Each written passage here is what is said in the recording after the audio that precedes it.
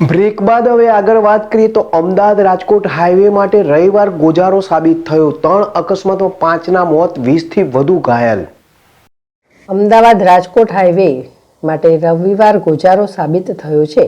માર્ગ અકસ્માતની 2 અલગ અલગ ઘટનામાં 5 લોકોના કમકમાટી ભર્યા મૃત્યુ નિપજ્યા હતા, જ્યારે 21 લોકો ઈજાગ્રસ્ત થતા તમામને નજીકની હોસ્પિટલમાં સારવાર અર્થે ખસેડવામાં આવ્યા હતા।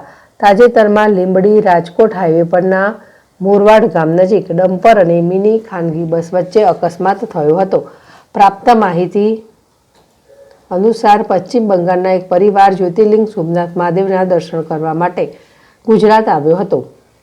સાંજે અમદાવાદથી તેમની રિટર્ન ફ્લાઇટ હતી, પરંતુ નસીબમાં કંઈક બીજું જ લખેલું હતું અને ડમ્પર દ્વારા અકસ્માતમાં 5 લોકોએ જીવ ગુમાવ્યા હતા।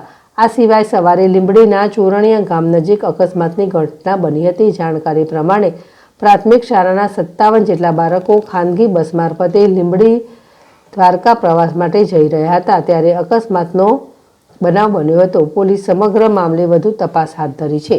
તાજેતરના અહેવાલ અનુસાર પરિવાર ગુજરાતમાં સોમનાથ દ્વારકા દર્શન કરી પરત પોતાના વતન જઈ રહ્યા હતા તે સમયે અકસ્માત સર્જાયો હતો।